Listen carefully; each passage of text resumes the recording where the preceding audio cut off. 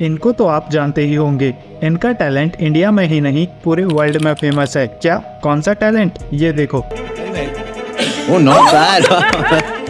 It's my talent. इनकी net worth है 74 करोड़। अच्छा, इनको तो जानते ही होंगे, जो कि फेमस है इसके लिए। नेटवर्थ 50 करोड़। ये डेली एक ब्लॉग डालते हैं, हर दूसरे दिन एक नई कंट्रोवर्सी करते हैं, हिंदू की माला जपते हैं। लेकिन रुको, कमेंट करने से पहले पूरा वीडियो देख लो, फिर अपना ओपिनियन देना। ये दो ही नहीं, मैं आपको इतने नाम बता सकता हूँ जिन्हें दुनिया छोड़ो आप और मैं छपरी या डम समझते हैं, पर इनकी नेटवर्थ इतनी है कि इनके जूते की कीमत में 80,000 के शूज है, 80,000 के, तेरा घर जाएगा इसमें। ये लोग यूट्यूब, इंस्टाग्राम और फेसबुक पर बेवकूफ़ों वाली वीडियो बनाते हैं और देखते ही देखते अमीर हो जाते हैं। अगर आपको लगता है ये बस किस्मत का खेल है, इनकी किस्मत अच्छी है, तो आप गलत हो। ये ही नहीं, अगर आप वर्ल्ड के टॉप रिचेस्ट एंड फेमस लोगों को देखते हो तो उनकी एजुकेशन क्वालिफिकेशन इतनी भी नहीं है कि वे किसी ऑफिस में सिक्योरिटी गार्ड के लिए भी अप्लाई कर पाएं। अक्टूबर 2018 यूपी में बीजेपी गवर्नमेंट 368 पियोन पोस्ट के लिए वैकेंसी निकालती है, जिसके लिए 23 लाख लोग फॉर्म भरते हैं, जिसमें से 2 लाख लोग बीटेक, बीएससी, एमएससी और एमकॉम डिग्री होल्डर थे, तो 255 पीएचडी डिग्री होल्डर्स। अभी भी अगर आपको झटका नहीं लगा तो उस पियोन की जॉब के लिए 255 लोग ऐसे थे जिन्होंने अपनी डॉक्टरेट्स कंप्लीट की हुई थी, जबकि जॉब के लिए एलिजिबिलिटी क्राइटेरिया था केवल 10th पास। एक तरफ स्कूल और कॉलेज के टॉपर्स जिन्हें ढंग की जॉब तक नहीं मिल पा रही है, तो वहीं दूसरी तरफ जिन्हें हम डम समझते हैं वे एमबीए स्टूडेंट्स आईआईटीएन से ज़्यादा पैसा कमा रहे हैं। यानी कुछ तो गलत है।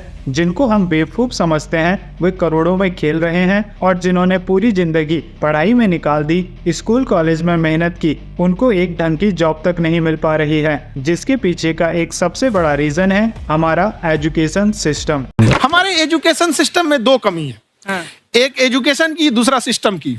मैं मानता हूँ स्कूल एजुकेशन इम्पॉर्टेंट है, लेकिन स्कूल हमें सब कुछ नहीं सिखाता है। जिंदगी में काम आने वाली इम्पॉर्टेंट चीज़ें हमें स्कूल में नहीं सिखाई जाती हैं। मान लो आपके पास 10,000 रुपये हैं और आपको उन 10,000 रुपये से बिजनेस करके या उन्हें इन्वेस्ट करके 15,000, 20,000 करना है, तो क्या हमें स्कूल में ये सिखाया जाता है, जो कि एक्चुअली में आपको लाइफ में काम आएगा। जब आप जॉब करोगे, खुद का बिजनेस करोगे, आपके पास पैसा होगा, उस पैसे को किस प्रकार से इन्वेस्ट करना है, किस तरीके से रिस्क मैनेजमेंट करना है, क्या ये चीज़ें आपको स्कूल में सिखाई जाती हैं? तो इसका आंसर है नहीं। Bill Gates, Steve jobs, mark Zuckerberg, Elon Musk, इनमें से किसी ने भी अपनी फॉर्मल एजुकेशन कंप्लीट नहीं की है, पर ये सब के सब बिलियनियर्स हैं, और इन सब में एक कॉमन चीज़ है, वो है इनकी बिजनेस एंड फाइनेंशियल नॉलेज, जो कि बहुत इम्पॉर्टेंट है एक अच्छी लाइफ जीने के लिए। लेकिन स्कूल कॉलेज में इसके बारे में कुछ भी नहीं सिखाया जाता है। स्कूल हमें मैथ, बायोलॉजी, हिस्ट्री, जियोग्राफी सब कुछ सिखाता है, पर हमारा स्कूल हमें पैसा बनाना नहीं सिखाता है, और ना ही उसे ग्रो करना। एग्जाम्पल के लिए अगर हम देखें, धीरू भाई अंबानी, जिन्होंने अपनी हाई स्कूल भी कंप्लीट नहीं की थी, घर की फाइनेंशियल कंडीशन खराब होने के कारण जिन्हें घर चलाने के लिए पेट्रोल पंप पर काम करना पड़ता था, आगे चलकर वे इंडिया के रिचेस्ट पर्सन बने। जिसके पीछे का रीजन था उनकी धंधे की समझ और उनकी पैसे की समझ। लेकिन एक सवाल हमारे मन में आना चाहिए कि हमारा एजुकेशन सिस्टम इतना खराब क्यों है? तो इसको समझने के लिए हमें थोड़ा पीछे जाना होगा। जब ईस्ट इंडिया कंपनी इंडिया में राज कर रही थी, तो उनके सामने 2 मेजर चैलेंजेस थे। पहला, कम्युनिकेशन विद इंडियंस, क्योंकि उनकी प्राइमरी लैंग्वेज थी इंग्लिश, और इंडिया में ज्यादातर लोग हिंदी या फिर अपनी लोकल लैंग्वेज में ही बात करते थे। और दूसरी प्रॉब्लम, वर्कर्स एंड कलर्स की रिक्वायरमेंट। फिर थॉमस बेबिंगटन मैकुले ने 1835 में इंग्लिश एजुकेशन एक्ट निकाला, जिससे उनके दोनों पर्पस फुलफिल हो गए। पहला, उनको बंदे चाहिए थे जो चुपचाप डेस्क पर बैठकर घंटों काम करे और उनसे कोई सवाल न पूछे।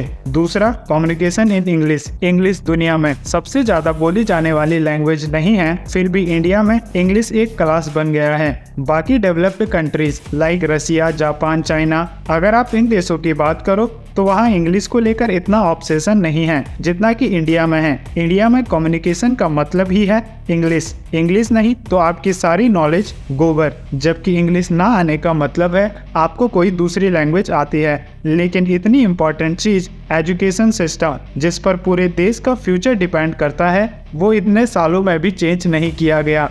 अभी भी हम सेम पैटर्न में सेम प्रोसेस को साल दर साल फॉलो किए जा रहे हैं। इसमें जो भी चेंजेस होने चाहिए उस तरीके के चेंजेस अभी भी हमें एजुकेशन सिस्टम में देखने को नहीं मिलते हैं। चेंज के नाम पर एक दो चैप्टर्स को आगे पीछे कर दिया जाता है, लेकिन अभी भी हमारा एजुकेशन सिस्टम सेम ही है। पूरे साल भर रट्टा मारो और एक दिन एग्जाम हॉल में जाकर जो भी आपने पूरे साल भर रटा है उसे पेपर में लिख के आ जाओ। हालांकि ऐसी बहुत सारी चीजें हैं जो हमारे एजुकेशन सिस्टम में चेंज होनी चाहिए, लेकिन 3 इम्पोर्टेंट चीजें जिनको आपको चेंज करना बहुत ज्यादा इम्पोर्टेंट है और एटलीस्ट आपको इन पर काम करना होगा ताकि आपकी लाइफ बेहतर हो सके, जिसमें से पहला है करेज एंड क्रिएटिविटी। इंडिया में 90% लोगों को गवर्नमेंट जॉब चाहिए और अगर आप उनसे पूछते हो ऐसा क्यों, तो उनका एक ही आंसर होता है स्टेबिलिटी। अगर उनके पास गवर्नमेंट जॉब होगी तो उनको जॉब जाने का डर नहीं होगा। अगर वे काम नहीं भी करते हैं तब भी उन्हें मंथली बेसिस पर पैसा आता रहेगा। जबकि जिनको हम छपरी या डम कह रहे हैं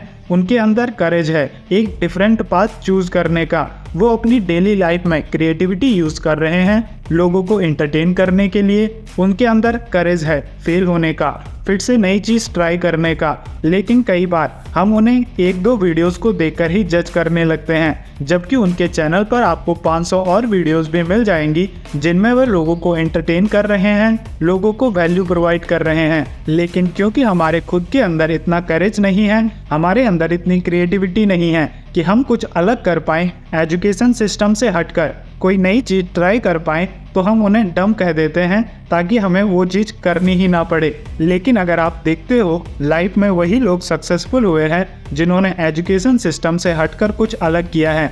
चाहे हम बात करें विराट कोहली, नरेंद्र मोदी, धीरूभाई अंबानी, इन सब की सक्सेस के पीछे एक चीज नहीं थी, एजुकेशन सिस्टम। इन्होंने खुद की लाइफ से सीखा, प्रैक्टिकली चीजों को करके देखा, ये फेल हुए फिर से उठे, फिर नए तरीके से सेम चीज को ट्राई किया। इनके अंदर करेज था बार बार फेल होने का, तभी जाकर ये लाइफ में इतने सक्सेसफुल हो पाए। दूसरी चीज फाइनेंशियल नॉलेज। आपने देखा होगा कई सारे लोग कुछ टाइम के लिए अमीर हो जाते हैं क्योंकि अचानक से या तो उनकी लॉटरी लग जाती है या फिर कहीं से उनके पास पैसा आ जाता है। लेकिन अगर आप लॉन्ग टर्म में उन्हें देखते हो तो वो फिर से गरीब हो जाते हैं, जिसके पीछे का सबसे बड़ा रीजन है उनकी वीक फाइनेंशियल नॉलेज। पैसा कमाना और कमाते रहना, और जो आपने कमाया है उसे सही तरीके से इन्वेस्ट करना ताकि आपका पैसा आपके लिए और ज़्यादा पैसा बना सके, यही होता है फाइनेंशियल नॉलेज। लेकिन इंडिया में आज भी 90% लोगों के पास ये नॉलेज नहीं है, जिसके अंदर 2 इम्पॉर्टेंट चीज़ें आती हैं। पहला,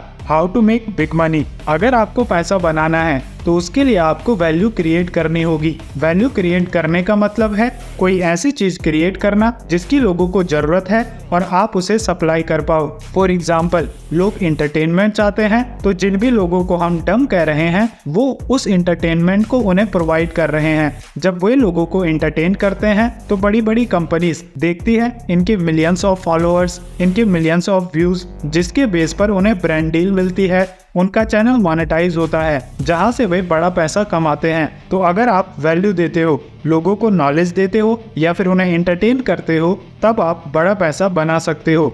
और दूसरा, how to save and invest. पैसा किस तरीके से काम करता है, आप पैसे से पैसा कैसे बना सकते हो, वो आता है इन्वेस्टमेंट के अंदर, जो चीज़ें आपको पता होनी चाहिए। तीसरा, प्रॉब्लम सॉल्विंग। एजुकेशन सिस्टम के अंदर हमें एक बुक दे दी जाती है और कहा जाता है जो भी आपका पेपर होगा इसी बुक के अंदर से आपसे क्वेश्चन पूछे जाएंगे। लेकिन अगर हम रियल लाइफ की बात करें तो यहाँ पर ऐसा नहीं है। कोई भी सेट ऑफ बुक्स नहीं है जिनको पढ़कर आप लाइफ की प्रॉब्लम को सॉल्व कर सकते हो। लाइफ में ऐसा नहीं होता कि आप साल भर एक बुक से पढ़ो और एक दिन जाकर एग्जाम हॉल में उल्टी कर दो, और जितना अच्छी तरीके से आप उल्टी करोगे उतने ज़्यादा नंबर्स आपके आएंगे। लाइफ में हर दिन आपके पास नई प्रॉब्लम होगी, हर दिन आपकी प्रॉब्लम का लेवल अलग होगा। जितनी बड़ी प्रॉब्लम को आप सॉल्व करोगे उतना ही बड़ा पैसा आप लाइफ में बना पाओगे। तो इन 3 क्वालिटीज़ को अगर आप अपने अंदर लाते हो तो आने वाले टाइम में आप ना केवल सक्सेसफुल होंगे लेकिन लोगों के लिए एग्जाम्पल भी सेट कर पाओगे